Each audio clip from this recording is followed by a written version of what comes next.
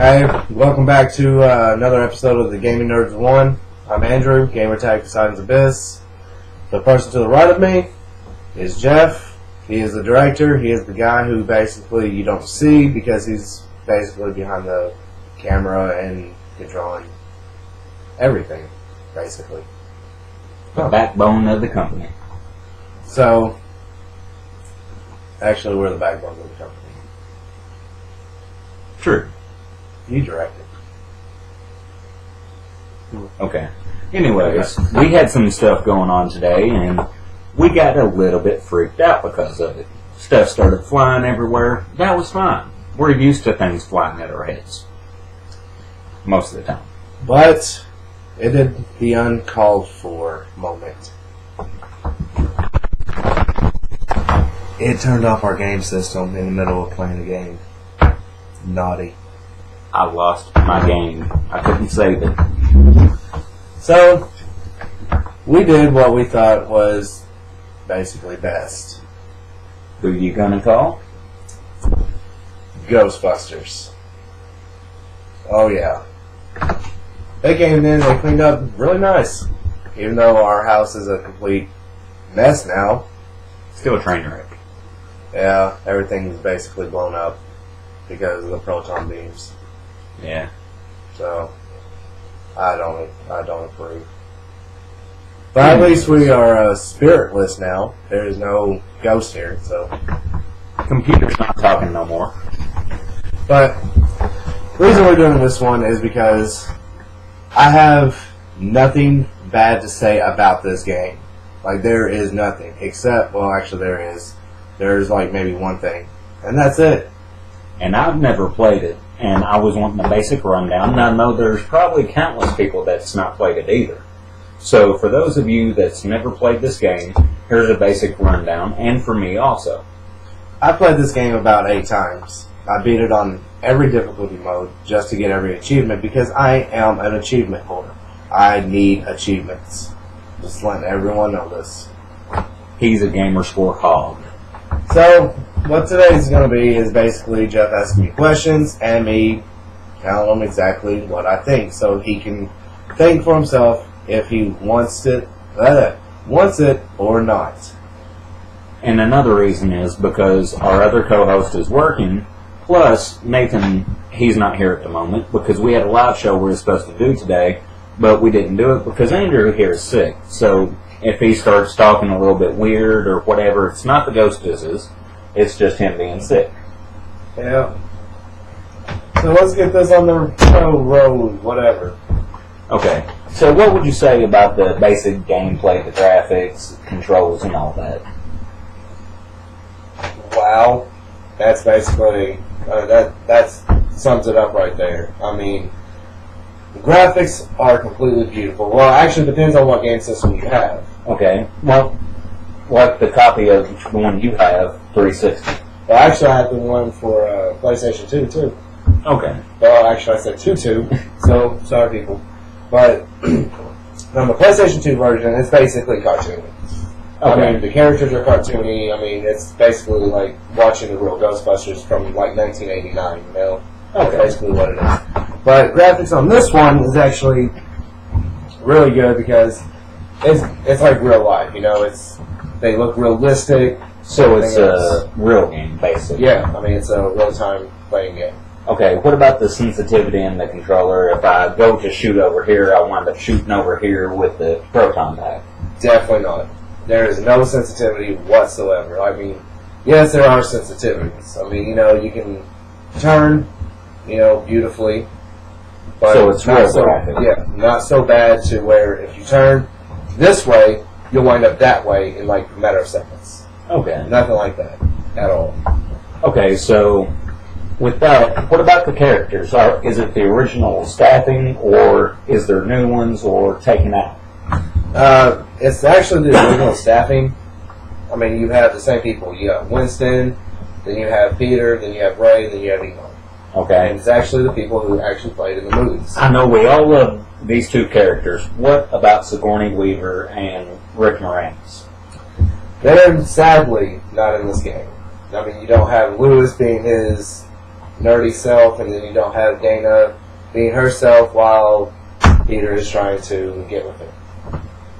So, but there is a new character in here that I'm not going to say, because let's just say Peter falls in love again. Second, third, fourth. How many ever times? Yeah. I mean, God knows with him. I mean, seriously. Okay, so does the storyline coincide to the movies, or is it completely different? Oh, it's completely different. Okay. This is basically a rendition of the third movie. The one that doesn't exist. Exactly. Okay, so it's a brand new storyline. Okay, what about the ghosts? Are they the same, or have they changed them? There's actually two in there that I'm pretty sure you'll know. One is Slimer. He's the first one, which is actually pretty funny because in the first movie you go to Sedgwick Hotel. In this, you go right back to Sedgwick because that's the same place where you caught Slimer. That's the place that he goes. So it's actually kind of funny. So Slimer being himself, and who's the second one that's recognizable to everyone? One that everyone should know. Everybody should. I don't care if you've seen the movies or if you haven't seen the movies. It doesn't matter. You know Stay Puft Marshmallow Man. I mean, if you've never heard that name in your life, It's a sad life. That's a very sad day in my book. But my wife actually never seen the movie. And the only thing that she ever seen was me playing the game. So, we sit down and watch the movie. She actually pointed at me and says, "Who's the marshmallow guy?" So that was a sad day to me. That was sad. That was really, really sad. I feel sorry for you and your wife now. Yeah, so do I. But the funny part with when you actually see Stay Puft, which is really funny, is you go outside and you see Stay Puft throwing cars around, basically destroying buildings and all. And everyone turns to Ray and looks at him, and Ray looks at you and goes, "What? I swear I didn't do it this time." Nice. And if you watch the movies, you would understand. From the first one... Oh, I've seen the movies. Exactly. The first one, he thought of Stay Puft Marshmallow Man because he tried to think of the most harmless thing to not kill them. Stay Puft Marshmallow Man. Which turned out to be 100 stories. Well, Ray has gone by, Egon. What do you have left? I mean, you see this huge marshmallow man. You think it wouldn't hurt you, but watch the movies. Yep. So, you run into them. Then the other ones, some of them actually go back to the 1989 cartoon.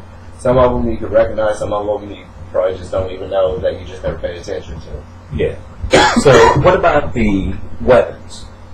Is it still the same proton pack, the same trap, and all that, or... Okay, so no adjustments, no new features? There's definitely adjustments. It's the same proton pack, but just different features within it. Okay, so extensively upgraded. Yeah, you have new weaponry, which is actually pretty funny because within it, in the game, you are the rookie. You are the guinea pig to try out these new proton packs. Okay. All these new powers, because you were the only one that lasted. The other rookies did not last. So expendable to a point, but still they want to keep you around. Yeah. Okay. And so you're not going to randomly combust in the game, is what I'm getting so far. Yeah. And the cool thing is, well, I know I said, almost everything was cool in this game, because, it's true. Well, what's not the cool part? What's the bad part of it? The multiplayer. The multiplayer, don't get me wrong, it is awesome. You can team up with 4 Ghostbusters. You and let's say 3 of your other friends can choose all 4 Ghostbusters, and you can go in there, you can capture ghosts. There's, survival, which is you survive 9 rounds with ghosts. Depends on what level you are, depends on what fight you get. Then you have protection, which is these are artifacts that you have to protect, which is actually pretty hard.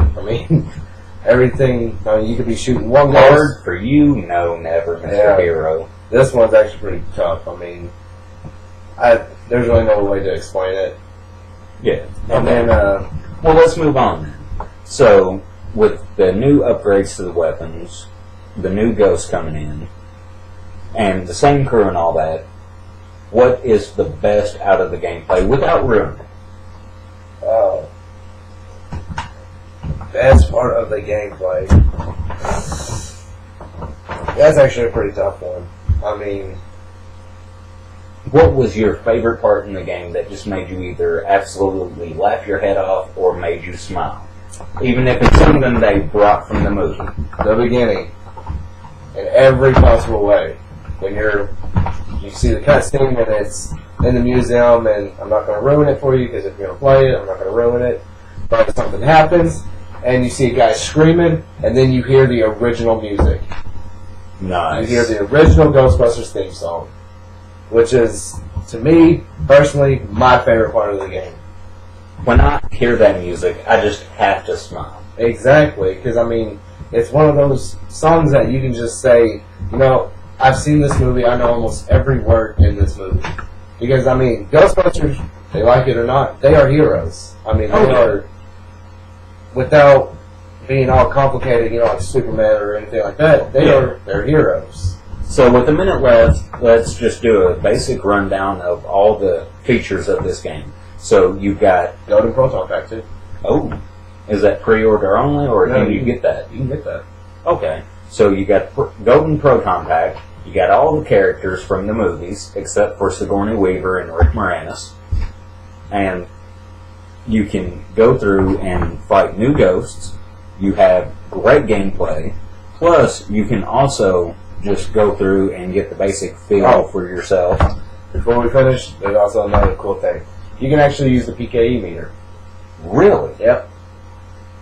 So, all around, I would have to say, hey, that's a game I'm going to try, and you should too. So just subscribe, comment, and tell us what you think if you play it. Now, Give us new games that you want us to do. Now, before we go, I want to explain one thing about the multiplayer. It's not bad at all. It's actually really fun. The only bad thing is the achievements, because they won't fix the patch at all. So that's seriously the only bad part. Other than that, 5 stars, definitely. Well, until next time, this is the Gaming Nerds signing off. Catch you later. Later, man.